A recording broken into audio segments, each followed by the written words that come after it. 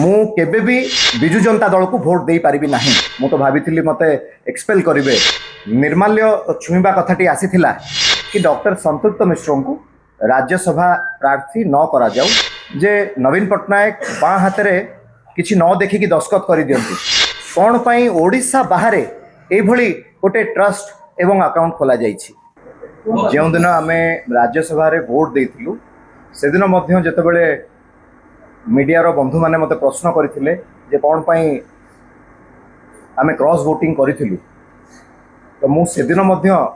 स्पष्ट भाव में इलेक्ट्रॉनिक्स मीडिया रे कही कि जो दिन मोर पूज्य पिता डॉक्टर प्रभात विश्वाल को बहिष्कार करागला विजु जनता दल रु, मु निजे से दिन बहिष्कृत होती मन करी। तो ये सस्पेंशन किसी मो पाई गोटे बड़ कथा नुह। मु तो भाभी मते एक्सपेल करेंगे, किंतु एक्सपेल जगह सस्पेंड करा जाइछि। दल विरोध में केतबेले आमे जाइथिलु, आमे तो डॉक्टर प्रभात विश्वाल जो प्रस्तावटी रखिथिले से प्रस्तावटी दल विरोध में नथिला, दल को सुदृढ़ करिवार थिला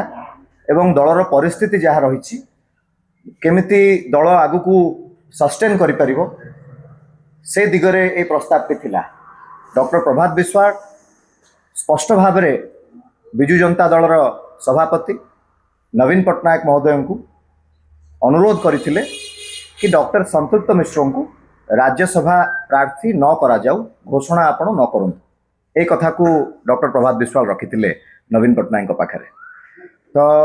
यह दलर हित पाई थिला। तो यही जितेबाला सत कथा डॉक्टर प्रभात विश्वाल कही एवं केवल कथारे कही नथिले, तथ्य एवं प्रमाण सहित मध्य नवीन पट्टनायक पाखे उपस्थापन करथिले। महाप्रभु जगन्नाथंकर आशीर्वाद अच्छी, सत केबे लुचि रहे नाही। तो जो कथाटी डॉक्टर प्रभात विश्वाल कही नवीन पट्टनायक को जे गोटे ट्रस्ट एवं अकाउंट आम राज्य बाहर खोला जाइछि विजु जनता दल नाम, किंतु परवर्ती पर्याय निजे जेतेबेले तथ्य संग्रह करथिले डॉक्टर प्रभात विश्वाल स्पष्ट भाव में जना पड़ता जे प्रभात पुरुष विजु पट्टनायक नाम नामित एवं 5 थर जी मुख्यमंत्री होती श्रीजुक्त नवीन पट्टनायक नाम नामित विजु नवीन इंस्पिरेशनल फाउंडेशन गठन करा जाइछि न्यू दिल्ली रे। निजे डॉक्टर प्रभात विश्वाल मध्य जानी नथिले कि से ट्रस्ट रे प्रेसिडेंट हिसाब रे वीके पांड्यान अछंती बोली, किंतु एतिकी जानी खबरटी तांकर बंधु दिल्ली रो जड़े एडवोकेट से अंकल हेबे, सी जो प्रस्ताव सी जो कथाटी बापा को जणई थिले जे डॉक्टर संतृप्त मिश्र सिग्नेचर रे दिल्ली रे गोटे अकाउंट खोला जाइछि। परवर्ती पर्याय जना पड़ला कि विजु नवीन इंस्पिरेशनल फाउंडेशन करके गोटे ट्रस्ट खोला जाइछि। तो निश्चिंत भाव में मन रे संदेह आसीथिला बापांकर। जो कथा आपन देखिबे अनेक लोक विजु जनता दलर आरोप लगाउछंती, अभियोग लगाउछंती। मु आपनक माध्यम रे सेमानकु मध्य प्रश्न करिवा पई चाहे एवं मोर उत्तर मध्य रखिवा पई चाहे। जो कथा गतकाली मध्य डॉक्टर प्रभात विश्वाल कहिचंती जे नवीन पट्टनायक बाँ हाथे किछि न देखिकी दस्खत कर दियंती, यार अर्थ हेउछि सेतिकी विश्वास लेट प्यारीमोहन महापात्र उपरे नवीन पट्टनायक रही विश्वास सहित से दस्खत करती एवं सेतिकी विश्वास मध्य लेट प्यारीमोहन महापात्र परे परे वीके पांड्यान उपरे मध्य रही। किंतु मनरे भय सृष्टि होता डॉक्टर प्रभात विश्वाल जे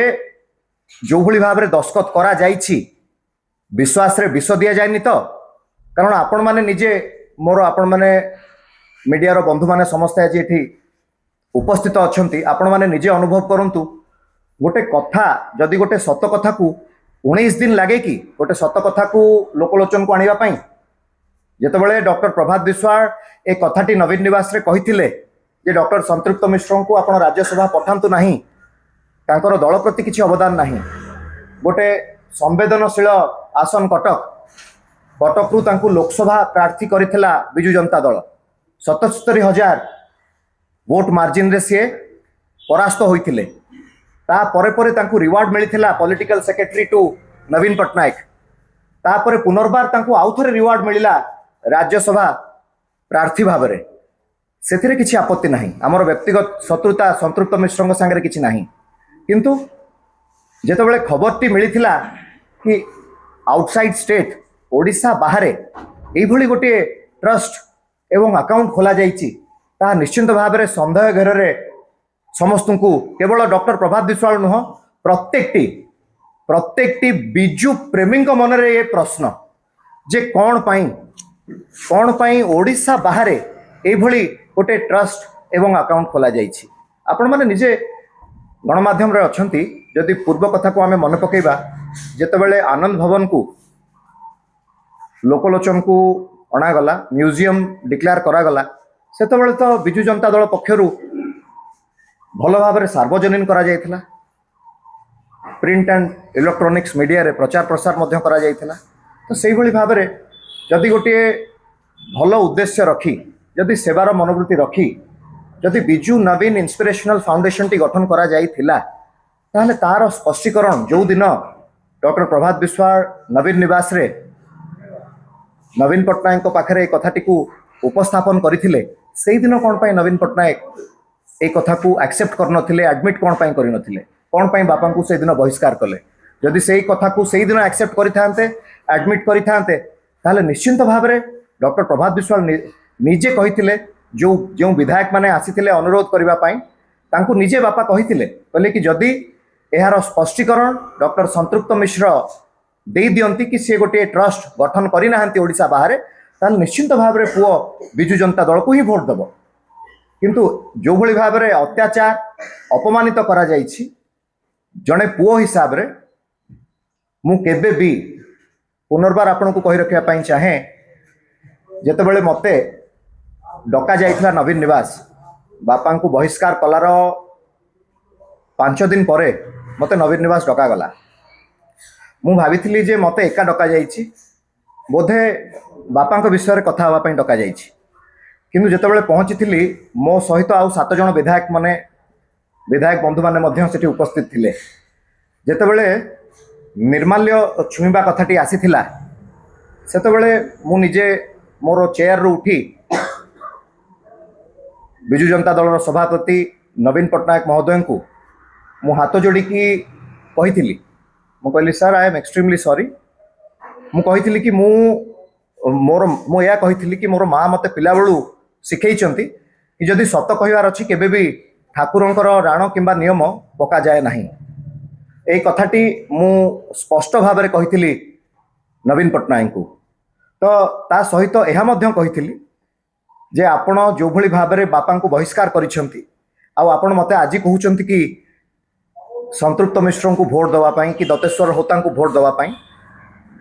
मु ए डिसीजन नहीं पारिबे नहीं जो भली भाव में आपण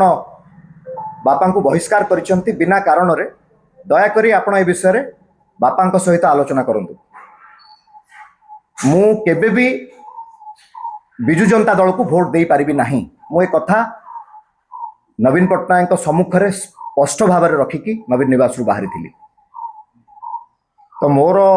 विश्वास थिला कि मते जो दिन बापा को बहिष्कार करागला मते भी बहिष्कार करने कथा थिला किंतु सस्पेंड करिसेंती ए सस्पेंड किछि बड़ कथा नुहे बोली जहाँ मु भाबुछि।